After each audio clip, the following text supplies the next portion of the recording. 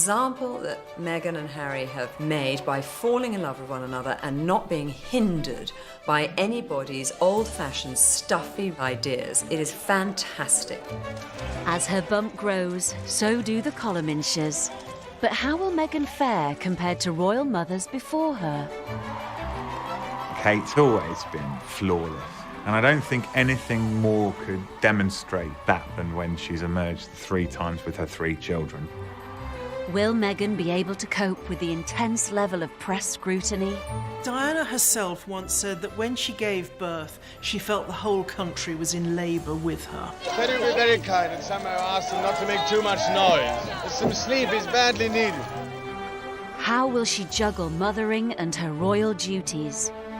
That was the thing which the Queen had found most difficult to balance, to be a good queen and also a good mother.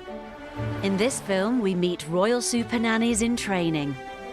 Nannies need to be a bit like James Bond meeting Mary Poppins, if you like. Take a look at who the new godparents might be. If the royal wedding guest list invite is anything to go by, this could be the most star-studded list of godparents in royal history. And find out what a royal childhood is like under the glare of the modern media spotlight. The nanny of our current queen said, royals are only private in the womb. With Meghan, I think we're seeing a Prince Harry that is viciously protective. Harry the dad, my goodness, again, multiply that.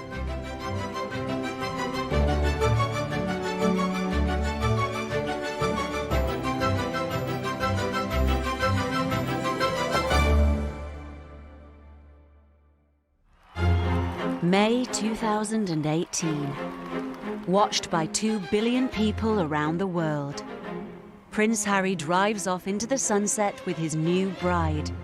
Instantly, there's only one thing on people's minds.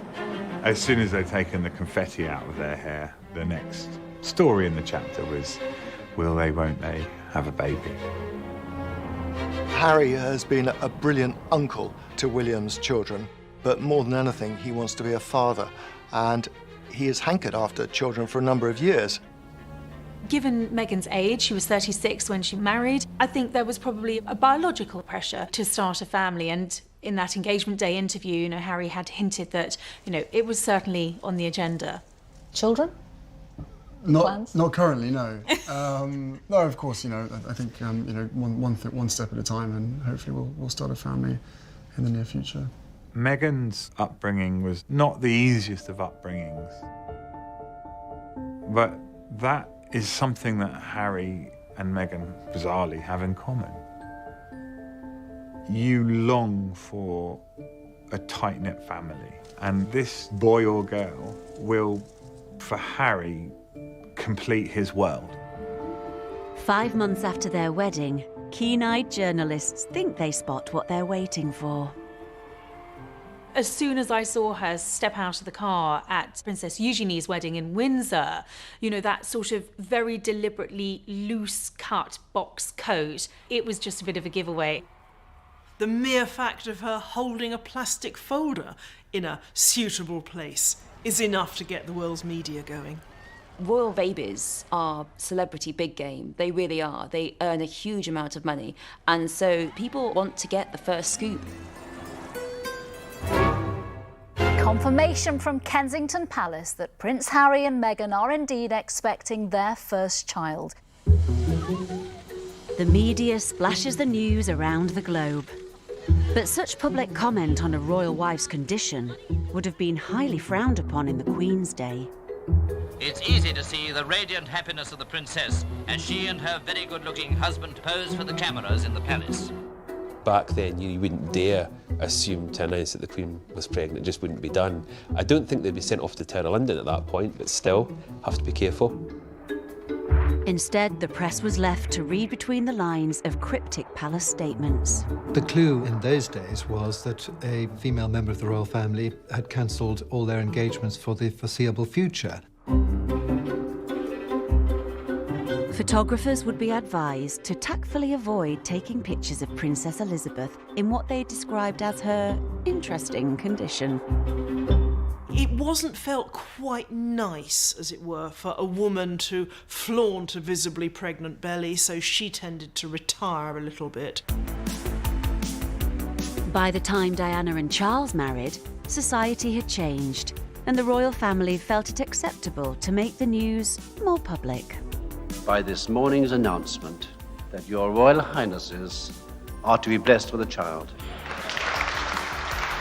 But after the announcement, the press most definitely did not allow the princess to gracefully retire. In the early stages of Diana's pregnancy, Diana was photographed in a bikini on holiday in the Bahamas, and the Queen was really annoyed and horrified about this. First time that we'd seen a member of the royal family in that way. You know, this was unseemly for somebody who might sit on the British throne.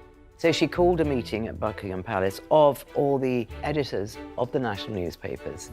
And she said, you know, you simply have to leave the Princess of Wales alone. But I don't think they really took any notice. But the press wasn't willing to leave Diana or any royal mothers alone. The world was just too fascinated by every detail of their pregnancies. And so what they wore became front-page news. When you look at those pictures of Diana in those tent-like dresses that were clearly very comfortable but weren't really anything on the fashion radar. Fergie with her famous sailor outfits, I think even she would cringe at those today. But they were of their time. They were what young women were wearing in the 1980s. Far from hiding away, royal mothers-to-be are now on show like never before, and they have to dress accordingly. The Duchess of Cambridge was very experimental.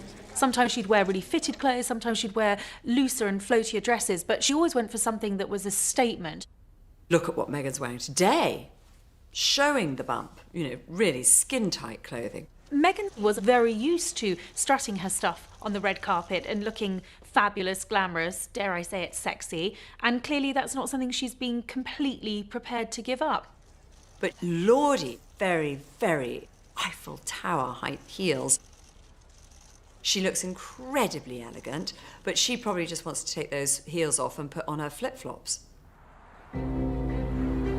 As Meghan, like royal mothers-to-be before her, starts to weigh up where and how to give birth, one thing she'll be glad not to have to endure is the gruesome royal tradition of having her birth observed by a bunch of government officials. The royal birthing chamber was a very crowded place. I mean, it's appalling to our eyes. The closer you were to the business end, shall we say, the greater your honour. In Britain, the protocol for having an official observer at every royal birth dates back to 1688. When James II's wife gave birth, there were stories that a baby boy was smuggled in a warming pan because it had been so long and no boy had been produced and it was so controversial. This probably wasn't true, it probably was a real pregnancy, but still it became gossip, it became talked about, and after that, to get rid of any gossip, all royal births had to be witnessed by a senior politician. So this ancient and in many ways archaic tradition had gone on for centuries in this country. The birthing room was contaminated by these rather undignified and ungraceful men from the government. And Victoria said, I have to deal with these men every day, and I don't want them watching me give birth, very rightly. So they had to wait in an adjoining room. Unfortunately for the Queen's mother, the official observer tradition was still going strong when she gave birth. Princess Elizabeth, as then she was born in a very extraordinary moment, 1926, the year of the general strike.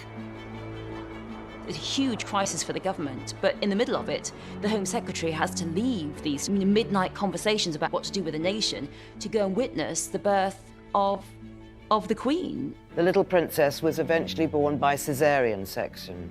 The Home Secretary immediately rang the Mayor of London, and then the news was put out. But when Princess Elizabeth's father came to the throne a decade later, the official observer's days were numbered. by the time of George VI, that tradition was seen as being outdated, outmoded, and completely unnecessary. Kate and Meghan will be absolutely thrilled not to have the presence of the Home Secretary when they are giving birth. Modern royals may have evaded the official observer, but they have hordes of probing eyes in a different guise to contend with. Anyone who marries into the royal family have to come to terms with the fact that their family belongs to them, but also belongs to the nation. Will Meghan buckle under the pressure like some before her? Diana was very emotional. The car drove around the corner with her holding William in the back seat, and she burst into tears. As the royal bump swells, the nation poises itself for the new arrival. This amazing sort of rock and roll royal couple are going to have a baby. You know, it's understandable, really, that the public want to know everything they can about Meghan and Harry, the parents. Congratulations, Meghan. Meghan's celebrity lifestyle adds to our fascination, from her estimated £200,000 baby shower to the private jet that Amal Clooney hired to fly her home. Meghan does have a very different look on how she lives and what she wears and how she is performing her duties as a royal. So people are interested. Harry has worked hard to transform his image. This was him alongside Usain Bolt during his Caribbean tour to celebrate the Queen's Diamond Jubilee. Prince Harry may be sixth in line to the throne, but he is still consistently voted within the top 3 most popular royals. So I think there was always going to be a huge interest in this baby. Wind back the clock 37 years, and Diana dealt with similar press overdrive when she was expecting William. Diana herself once said that when she gave birth, she felt the whole country was in labour with her. There was just this huge public interest. All anyone can do is wait. Something Diana wasn't prepared to do. Prince William was apparently induced. She says later, oh, so it fitted in with Prince Charles's polo match. But I think really she couldn't take any more, and doctors will take a decision to induce a child if they think that the mother is fraught and suffering. And so an anxious Diana made her way to the now world-famous Lindo Wing, where the Queen's surgeon gynecologist was based. When I had my daughter there, it was very Spartan compared to what it is today. And it really wasn't a smart room at all. There was no ensuite bathroom. But the staff were simply wonderful, and the medical care was first class. Diana is believed to have had long but straightforward labours, giving birth standing up, supported by Charles, sucking on ice cubes for comfort. Can you be very kind and somehow ask them not to make too much noise? Some sleep is badly needed. I think Kate was keen to follow in those footsteps, to continue that historical link with the hospital, but also quite simply because it is the best. After suffering from terrible morning sickness, Kate entered the Lindo Wing through a secret tunnel. But once inside, her births went remarkably smoothly. Sir Marcus Setchell, the Queen's obstetrician and gynecologist, came out of retirement to deliver Prince George. I mean, there was a team of about 21 staff close by the delivery room. They weren't going to take any risks. Speculation that Meghan may give birth at the Lindo Wing has mounted. If there's one person that Meghan can take advice from, and should take advice from, it's Kate. So it's time for the photographers and cameramen to get ready for another week in a drafty London street waiting. Meghan might follow the traditional location, but will her birth plan be as traditional? Meghan is a trendsetter in so many ways, and she is also a Californian. So, you know, this might be a little bit more of a holistic birth. Meghan had told a lady in Birkenhead recently, who was a hypnobirthing practitioner, the work you're doing is amazing. So I can imagine, given her interest in yoga and meditation, it's very much something that she'd want to look at. And there might be speculation that she'll give birth up a tree, you know, reared by... I mean, some crazy stuff comes out.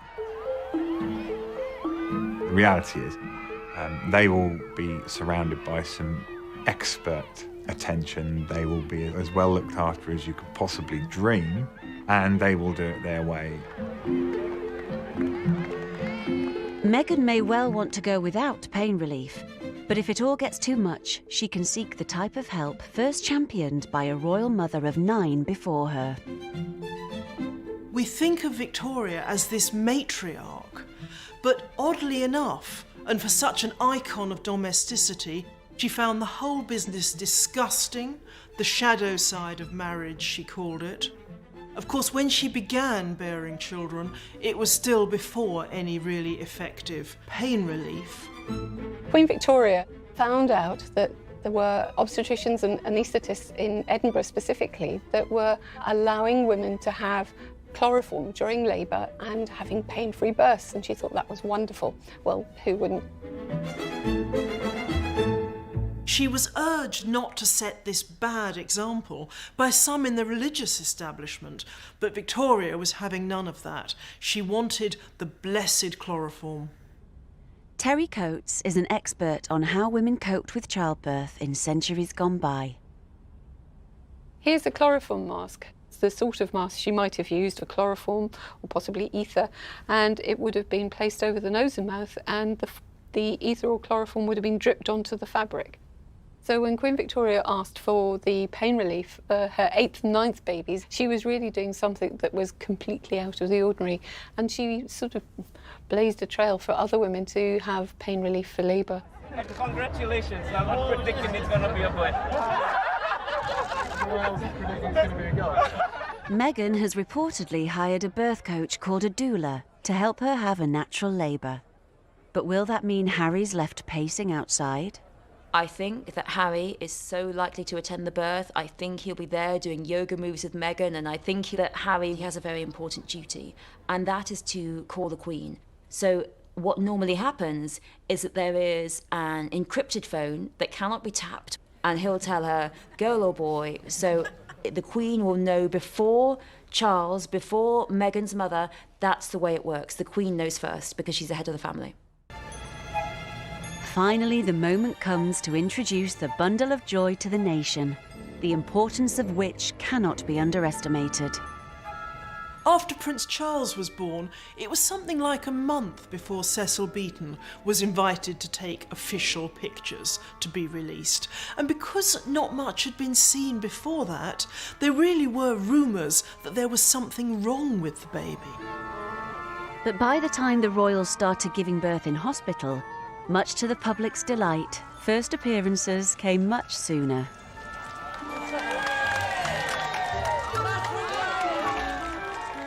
When Diana emerged on the steps of the Lindo wing, this was totally novel, because royal babies went from being a sort of private and protected rare species to public property. And I think that's the moment things changed, and I don't think anything's been the same really quite since then. And Diana was very emotional. I think the car drove round the corner with her and holding William in the back seat, and she burst into tears. Roll forward 30 years, and the strain would only intensify for the next royal mum to step out of the Lindo wing. The Duchess of Cambridge was under a phenomenal amount of pressure. I mean, I can only assume that she knew that her job was going to be to walk down those steps hours after giving birth and present her baby to the world. There are hundreds of us, so the royal couple really does feel that they have to come out as soon as they can, because otherwise they think that they're making problems for the doctors, for the nurses, and for these normal young couples who come out with a baby and then they're confronted with the world's press. Good evening. It is a boy. The Duchess of Cambridge gave birth to a son at 4:24 this afternoon. This is the scene. Kate did have an army, well, not an army, just a little troupe of hairstylists, makeup artists, because obviously she wanted to look her best. She's always been flawless, almost too perfect. And I don't think anything more could demonstrate that perfection than when she's emerged 3 times with her 3 children. In fact, some mothers complained, you know, she's setting too high a standard for motherhood, because she turns up on the steps of a hospital hours after giving birth looking like a movie star. So this is putting pressure on us. With the first glimpse of the new baby snatched, bets are placed, and the nation awaits for the names to be announced. the British public, we're really excited, but we're really anxious, and we just can't wait to get this thing started. And to find out if it would be Prince or Princess, Lord or Lady. I suspect they probably will choose to have titles for their children.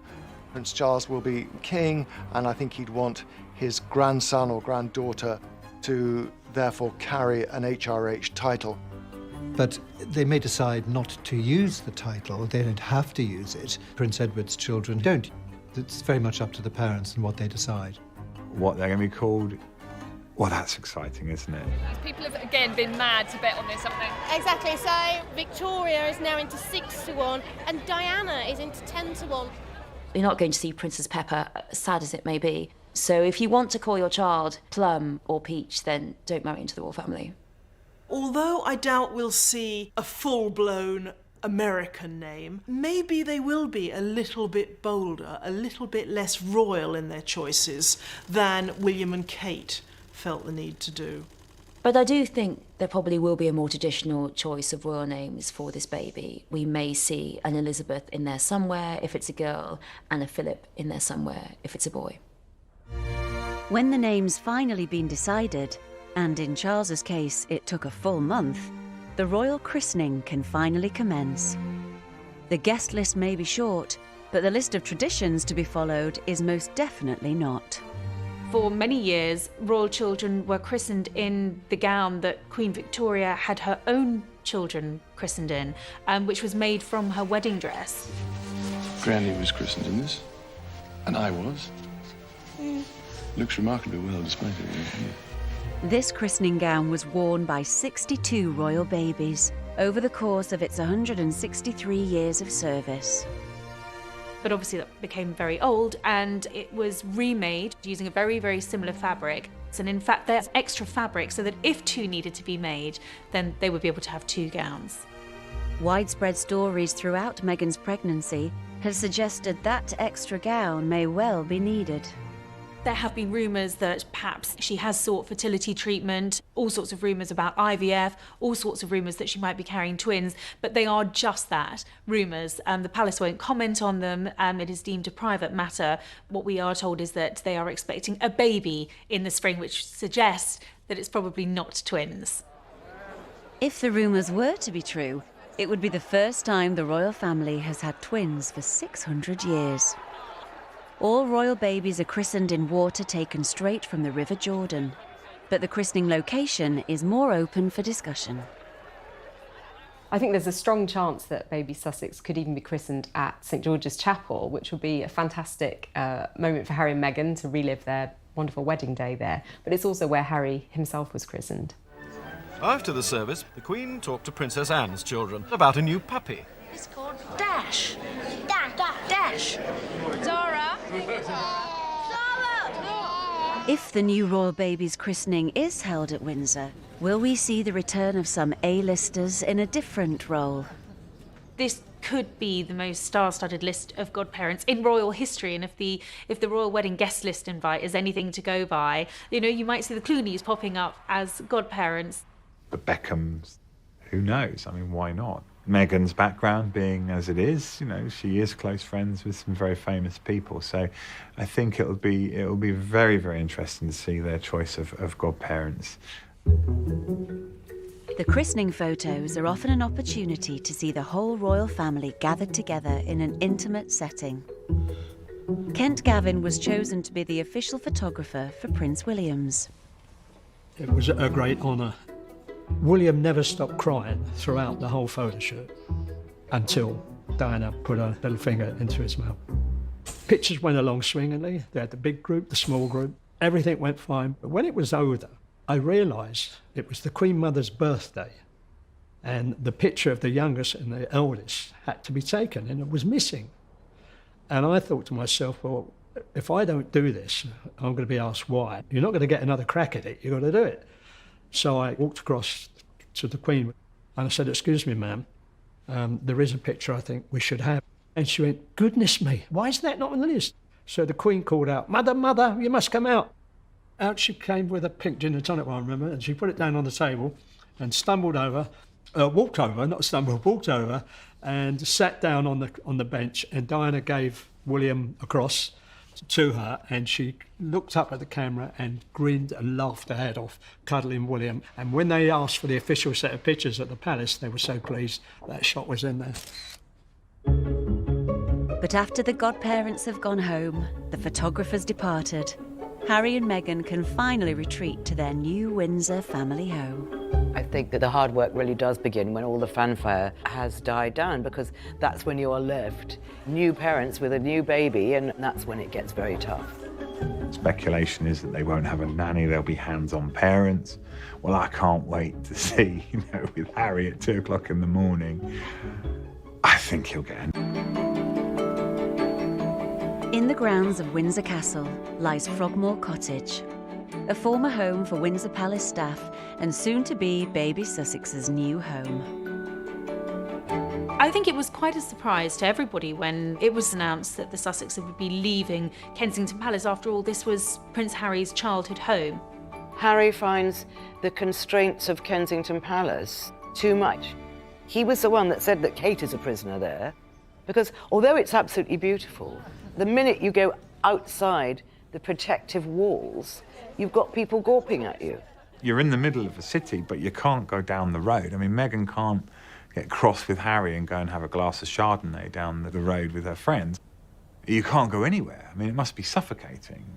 Although it was described as some sort of evidence of a rift between her and Kate. Nonsense. Harry grew up with the cameras constantly trained on him. That's not the childhood he wants for his own children. Darren McGrady was personal chef to the Queen and Princess Diana for over 15 years. He also used to live next door to Frogmore Cottage, a 10-minute walk down the hill from the castle. It's a beautiful place to live. It's so peaceful, so tranquil.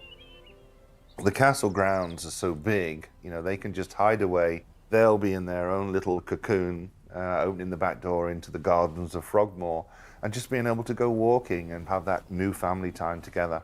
And actually for Meghan, as tradition dictates, she will have at least 6 months maternity leave.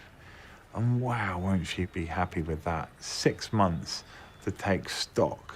Let's not forget, this is still a whirlwind romance.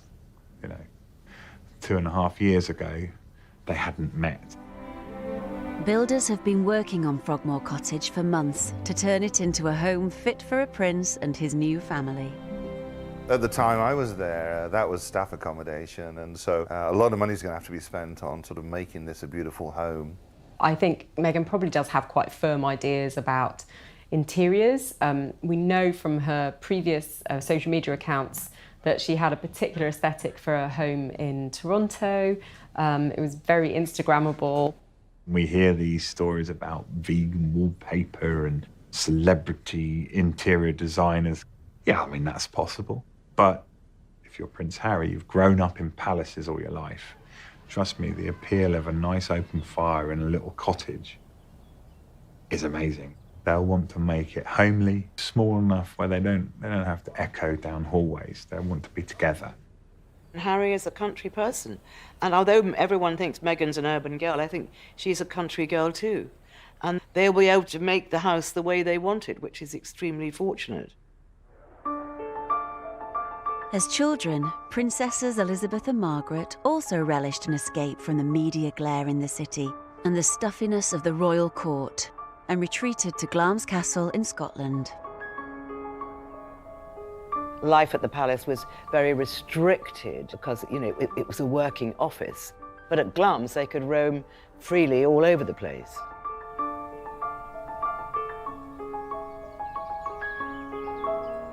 Up in one of Glamis Castle's turrets lies a hidden trove of rarely seen photos of the Queen and Princess Margaret as little girls. Glamis Castle was the family home of the Queen Mother. So obviously we have a lot of records and lovely photographs relating to Princesses Elizabeth and Margaret. So a lot of these photos won't have been seen by the public before. It's very much a private family album. Weather permitting, it was very much an outdoor lifestyle here. They went horse riding, dog walking, and here we can see Princess Elizabeth jumping the hedge. in the Italian gardens. Loved being outdoors. I think they had a tremendous amount of freedom here. The papers include letters from Princess Elizabeth to her grandmother. So she's writing here in August 1937. Darling Granny, thank you very much for having us to stay with you at Glamis. It was one of the happiest weeks I have ever spent. And she even goes on to say it was very dull here today after Glamis. So she clearly enjoyed her visits. Prince Harry may not be the only schoolboy to have got drunk, but he's royal and therefore different, than his misdemeanours are subject to national examination. Modern royals now have a 24-hour news cycle to contend with. Have a look through there. See all those people at the other side.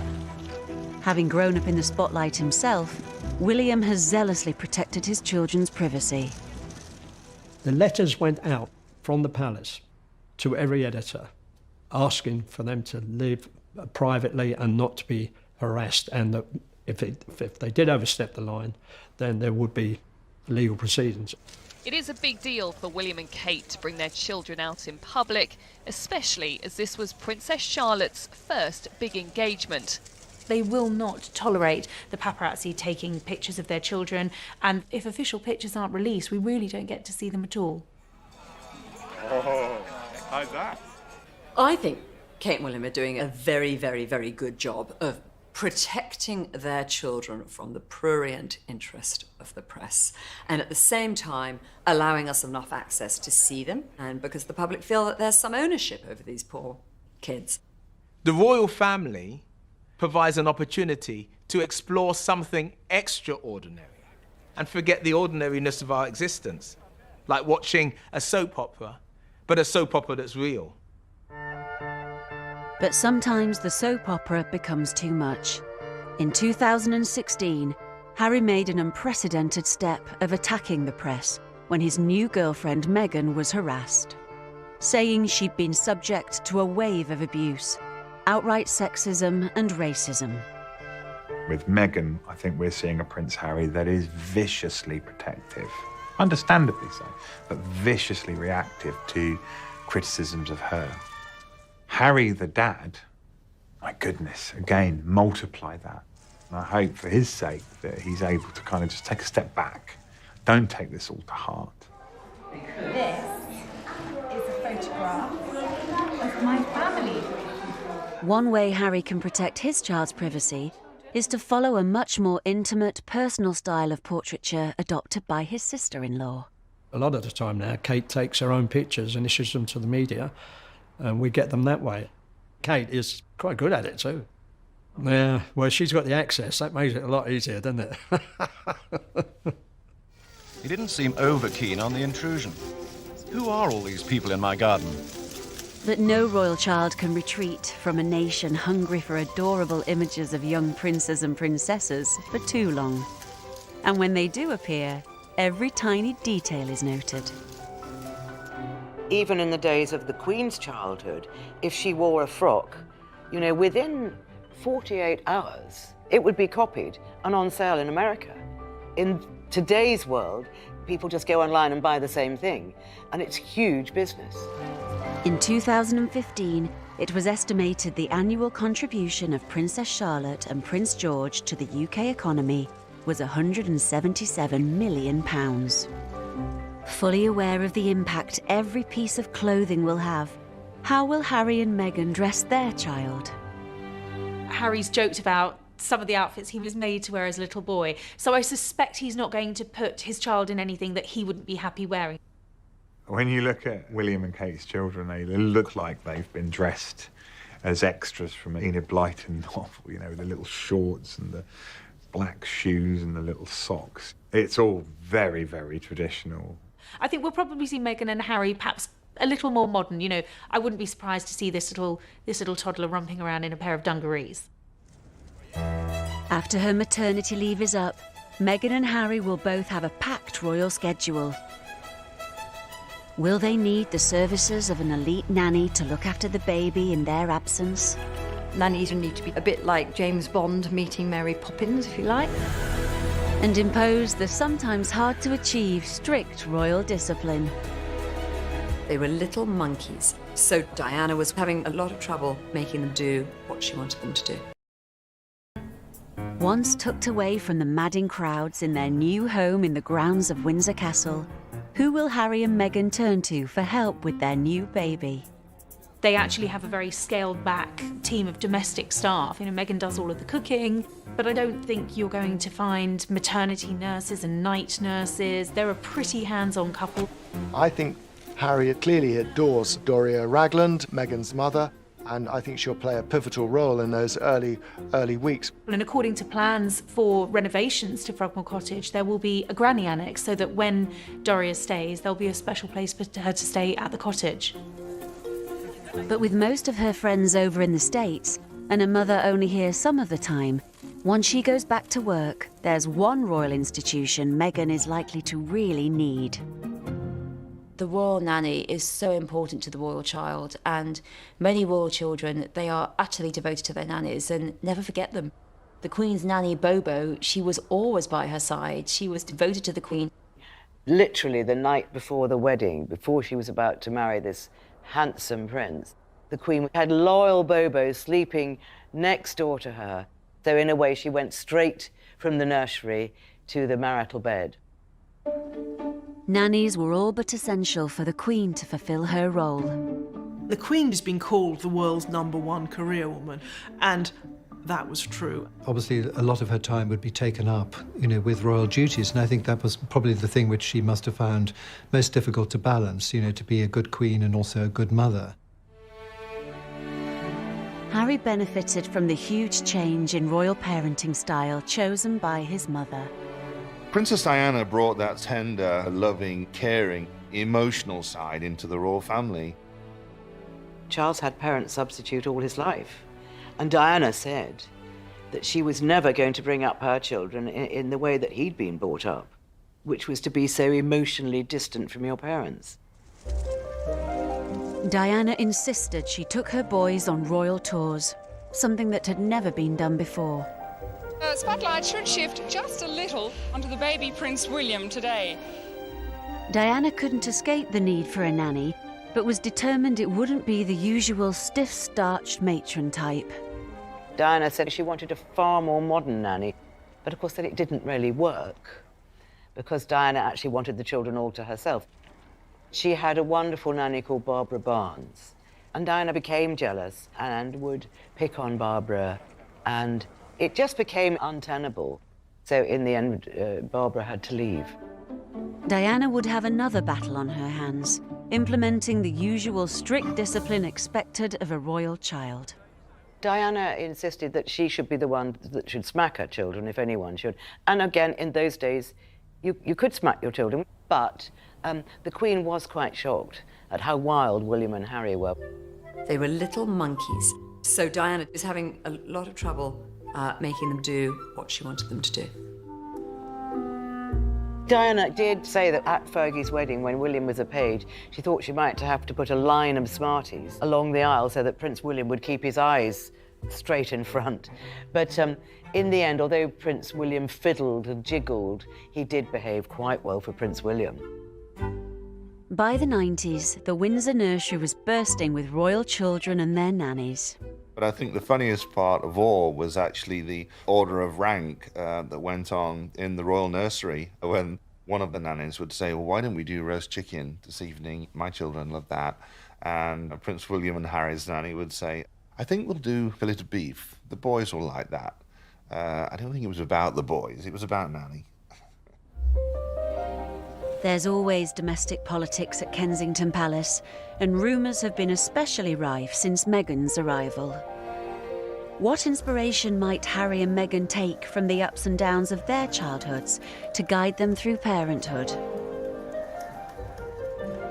As parents, William and Harry will always be influenced by their mother. Her desire to try and give them a taste of real life, normality, runs through the veins of William and Harry. Meghan's parents separated when she was 2. She grew up in a broken family, but actually, to both of her parents' credit, she grew up in a family that was happy nonetheless, and she has a very, very close relationship with Doria. And I think she's going to want to make sure that she has a very close relationship with her child.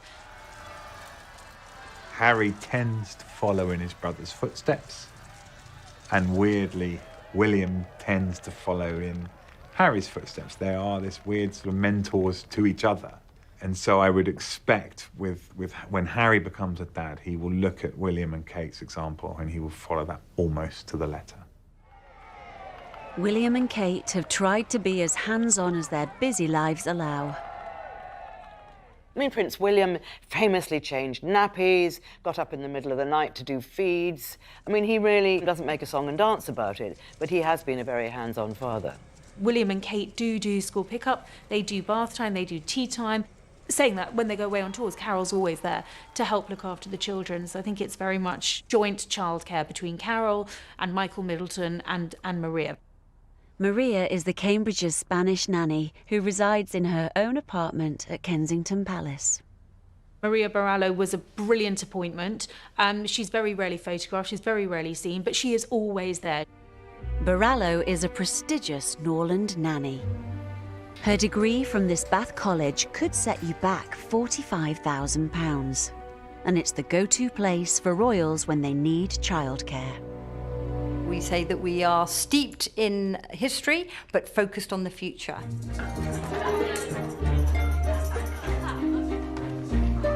The purpose of play is to think about how children are developing their gross motor skills.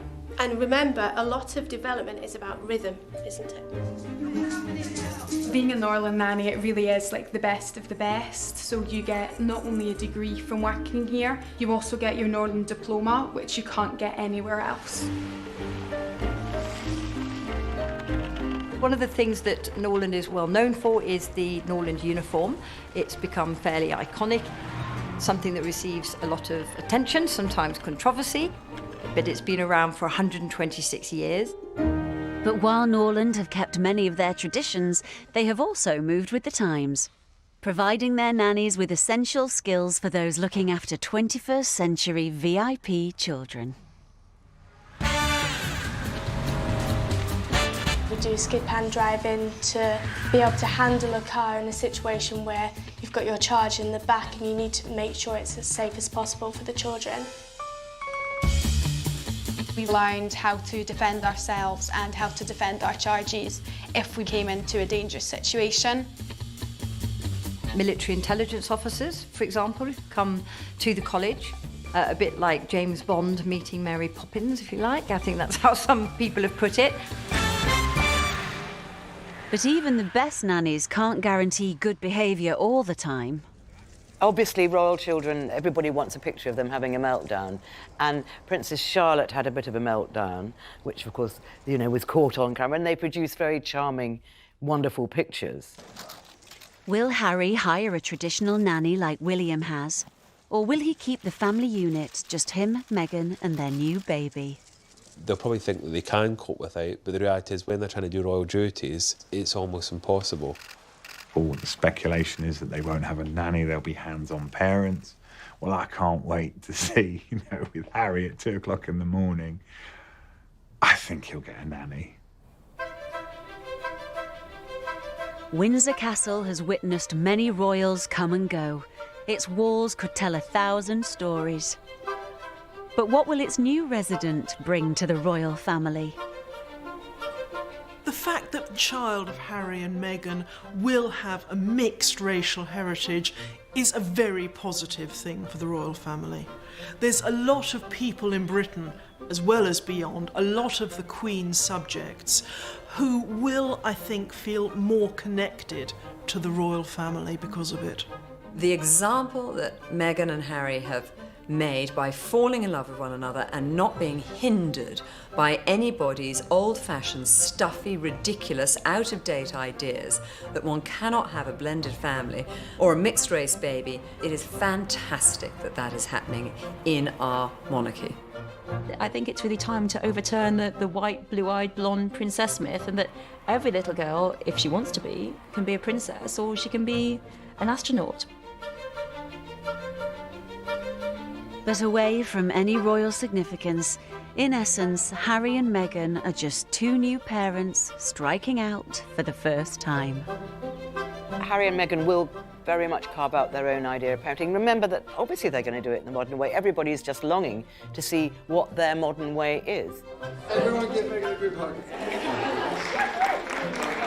Harry has been desperate to have kids of his own, desperate. So it's an exciting time for him. And I hope his child is ready for all the kisses and love that Harry's going to bestow on them. My prediction for Harry and Meghan's baby is it will be a girl. If you want me to hazard a guess, I say boy. I think it would be nice if Princess Charlotte had another little girl to play with. If Harry has a boy, in 18 years' time, tabloid reporters will have a lot of fun. My hunch is it's a girl, but one thing is for sure, we don't have to wait too long now.